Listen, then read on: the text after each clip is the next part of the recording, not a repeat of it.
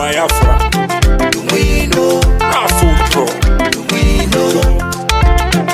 We know. BFR, Raffle Jingo, my people, follow who no road. His Excellency Simon Ekpanjoku, na him they carry us enter Biafra.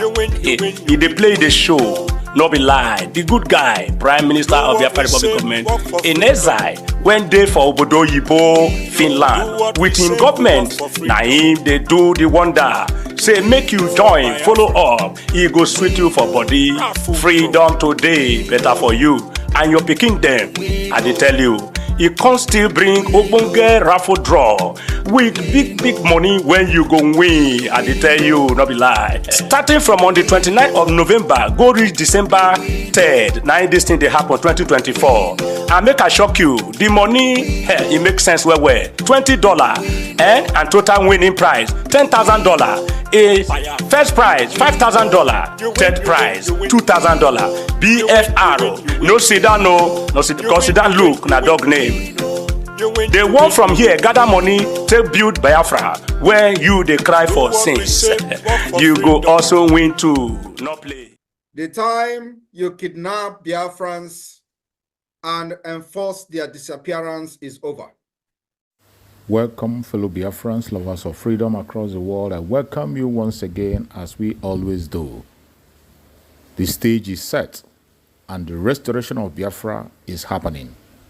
My fellow Biafrans, wherever you are, tighten up your belt. The time is very close. The time is drawing near. That time we have been waiting for a very long time is fast approaching. Remember, in this November, from the 29th until 3rd of December, it is going to be the convention of Biafra. And as we speak, people are gearing up, lining up for what is going to happen. This is Biafra Exodus Hard Talk TV, a platform where we bring information that has to do with the restoration of independent state of Biafra. A platform where we bring information coming from the Prime Minister of Biafra Republic of Nigeria, Simon Ekpa. Like and share this program if you have not done so. Subscribe if you have not done so. Don't keep the message to yourself, because we are all part of this evangelism to make sure every Biafra is carried along. My fellow Biafrans, a lot is happening and continue to happen as we approach the restoration of independent state of Biafra. I want to share with you this important video. You know, in this platform, we bring educative videos that has to do with the restoration of Biafra. This is a very interesting one coming from one of the conventional media. I want you to pay attention to every single statement in this very video. You are going to learn a lot, as that is our duty, to bring videos to your doorstep, those you cannot be able to reach. Watch closely from beginning to end. I will bet you'll be glad you did. Let's watch and hear what they had to say on this video. But they say no victor, no vanquished. And today, how are they treating us? There is victor, there is vanquished. Everybody knows that. Gawan, who said to the world there was no basis for unity, fought a war of unity. In fact, brought war of unity to our doorstep. You understand? Yeah. Brought the war here, and that's why I don't have any regard for him, because he said there was no basis for unity. And in another breath, he talked about unity. He had reneged over the Aburi decision that no war should be used in solving Nigerian problem. Today, you can see what is happening in the political arena. Gawan is not saying a word. When he has opportunity to talk, he says, I don't want anybody to do anything about unity that will affect our unity. Unity is for the living, not for the dead. Dead people don't talk about unity. And therefore, what is important is that he should be a man and speak up against a man who is ruling this country wrongly. Because he was the one who imposed a war of unity on Nigeria. And many people died. Unfortunately, Nigerians don't have statistics as to how many people died either this way or that way. That is Nigeria for you. And anybody who cares can say anything and do anything and get away with it. Okay. That is not. So anyway, apart from the one saying basis of unity, we fought a war. I fought a war, and for which I got this wound. I got this wound at Abo after the 9th mile corner, and it's a machine gun wound, and it has its debilitating effect right now. That's why I'm traveling to see what can be done. Not that I want to continue living, because it doesn't bother me one way or the other. God's time is the best. Now, after the war, the same Gawan said, no victor, no vanquished. But the same Gawan set up a board of inquiry headed by Adebayo. And the board of inquiry was to determine what we, ex-Nigerian army officers, did against Nigeria during the war. So he set up that board of inquiry, and they determined that we should be rearrested and detained. And that's what I covered in the Fall of Biafra. How they treated us. We went back to Kirikiri. First of all, Porakot prison, where they were giving us, I don't know. It's not good. I don't want to rewrite a book. Let's just live, sleeping dogs lie. So I went to detention 1970, 71, 72, 73, 74. We were in prison. No trial. But thanks to Dr. Tai Solari, you remember him? Yeah. He made a march from Ikene to Lagos, persuading Gawan to release us.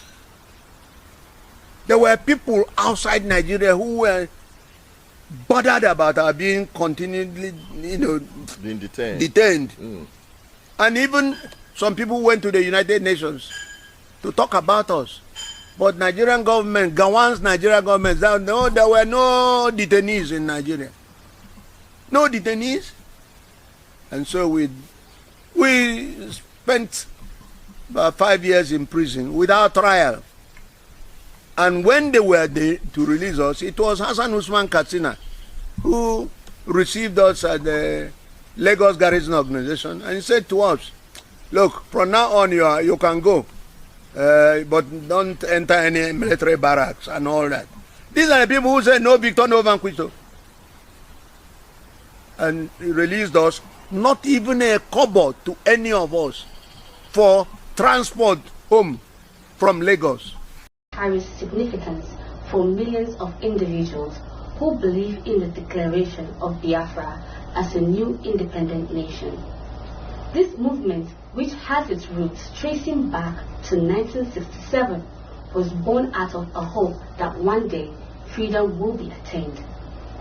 Anticipations run high. Could this finally be when the long sought after Biafra comes into being? Do the supporters of this movement possess the legitimacy to pursue these aspirations? What are the underlying rationales driving these plans? As the countdown to the 2nd of December begins, we embark on a journey through a brief history of Biafra on this first part of our 3-part series, examining the series of events that have shaped the narratives of Biafra over these decades. Welcome to Let's Talk About It, and today I am with Ms. Grace, and we'll be discussing the impact and the history of Biafra so far.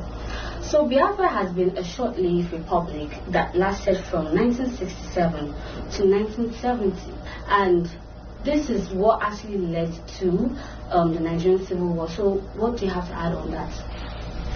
Well, this topic of Biafra has been one that is dating back to the 90s and the 20s. We used to hear about this Biafra in school, how it came about, and just like you had mentioned, the reason for the Nigerian Civil War, that war that led to massive killings of women and children and men in this country was because the federal government was trying to take over the territory of Biafra. And you would think that, oh, it has ended, but it has come again. And you know, there are talks about Biafra coming back. They want to break away from Nigeria. You know, there are many controversies surrounding this seceding of Biafra in this country. And then you would even be scared. I think some persons are scared because, just like you had mentioned again, the beginning of Nigerian civil war was because of this Biafra. So what will happen now if they eventually break out? Because I like to think the war is between the Hausas and the Igbos, and then again I think, what are they dragging? What is the reason for this? You know, I think the youth in Kaduna, they want to drive away the Igbos. You know, they don't want Igbos in their territory, so they want them to leave and all of that. And then the Igbos on their own end, they feel oppressed. You know, dating back to the first coup, the first and the second military coup, you know, the Igbos feel oppressed. They feel they have killed a lot of their people and they just want to be on their own. So lashing on that point you're trying to make, you know, one of the reasons, one of the purposes that was given said that the Biafra actually wanted to separate from Nigeria because they felt oppressed. You know, after the independence in Nigeria, there was a demarcation of regions. You know, we know the House of Fulani in the north, we know the Yorubas in the west, and then the. But you know how the Igbo people can be. They were travelers. You could find them everywhere, and they were doing their businesses in the north.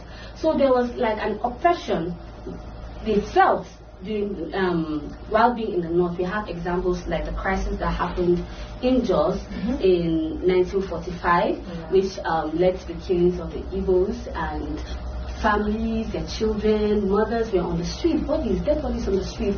So like, do you actually agree that actually these are the things that shaped to the forming or to the idea of wanting to actually break away from Nigeria? People think differently. You know, so people have different reasons why they feel the Igbos want to actually, you know, segregate themselves and have their own country. You know, so let me just highlight some of the reasons. You know, some people think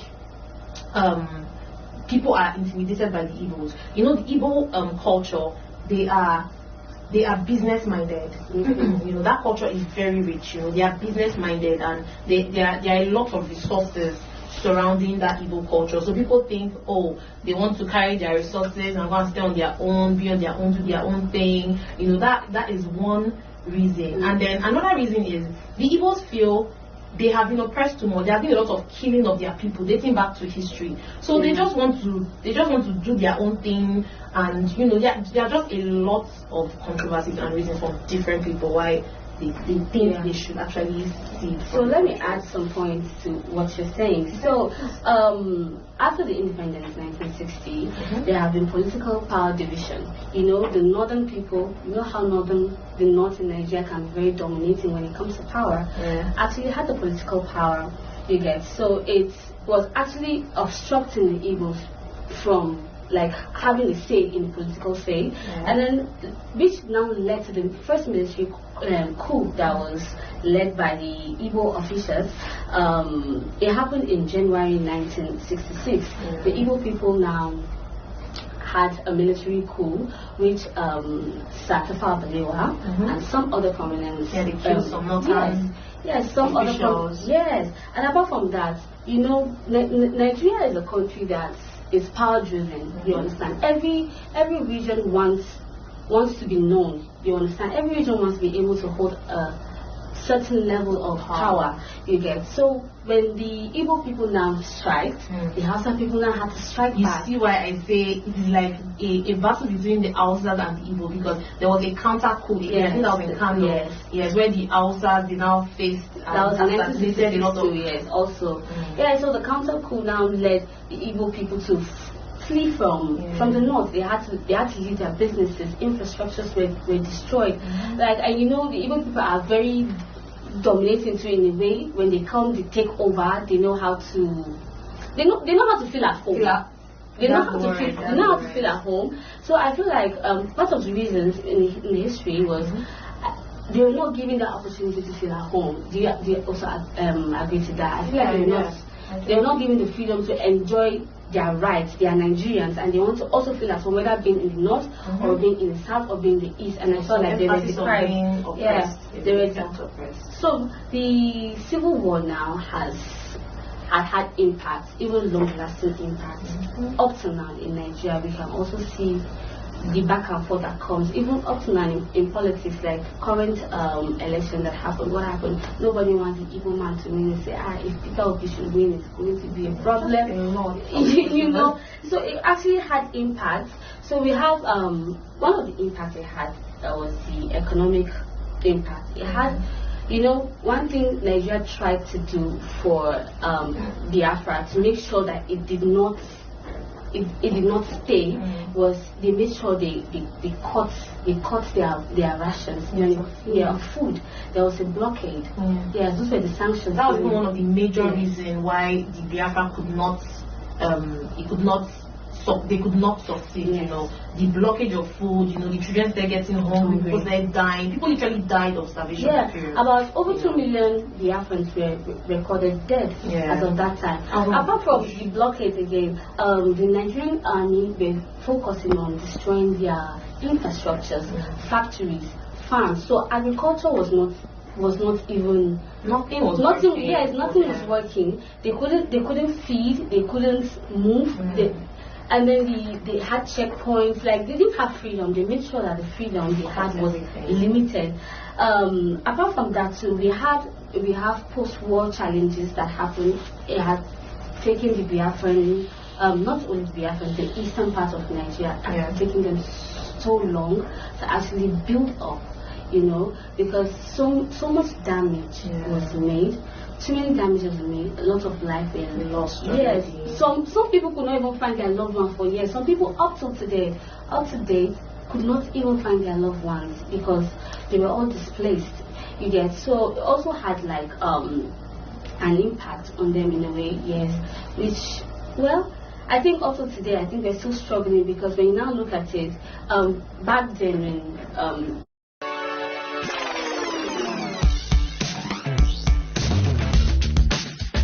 different tribes were all living together in peace, that created a demarcation now in society. We mostly see that yes, the Igbos are highly yes, that's the word, segregation. You only find the Igbo people in certain place, and then even in north there are some areas that the Igbos cannot live in. So I think that's also like it's also lashing on them. So basically that's just what has been going through, like in the history of Biafra. But in our next episode, we'll be looking deeply the reasons why Nigeria is holding on to Biafra. Because, come to think of it, why is it that the country does not want to allow this group of people who don't want to be part of this country anymore? Why can't they just allow them to move? So, well, if you're still interested, you can tune in next week and get to find out reasons why we are still holding tight to the eastern part of Nigeria. I'm sorry, Abby, just before we go, I think it's going to be a very interesting one to watch. Like, it's something we all anticipate to know how they are going to do. Because if you know, it's not provided in the constitution that they can actually separate. There is no provision for that in the constitution unless they want to start amending, doing amendments and all of that. I know the process is tedious, So we're looking forward to it actually. We'll be looking forward to discuss it, and we are going to see the factors and reasons why we are still holding tight to the eastern part of Nigeria. So, well, don't forget to tune in next week, same time, and don't forget to like, share, and drop your comments. Thank you for watching. Biafra, Afro, BFR, Raffle Jingo, my people, follow who no road. His Excellency Simon Ekpanjoku, Naim they carry us enter Biafra. He they play the show. No be lie, the good guy, Prime Minister of Biafra Republic Government, in exile, went there for Obodo Yibo, Finland. With him government, na him they do the wonder. say make you join, follow up, e go sweet you for body. Freedom today better for you and your pikin dem. I dey tell you, e con still bring ogbonge raffle draw with big money when you go win. I dey tell you, no be lie. Starting from on the 29th of November go reach December 3rd, na this thing dey happen 2024. And make I shock you, the money e make sense well. $20 and total winning prize $10,000. A first prize $5,000, third prize $2,000. Biafra, no sit down, no sit down. Look, na dog name. They want from here gather money to build Biafra where you dey cry for since. You go also win too. No play.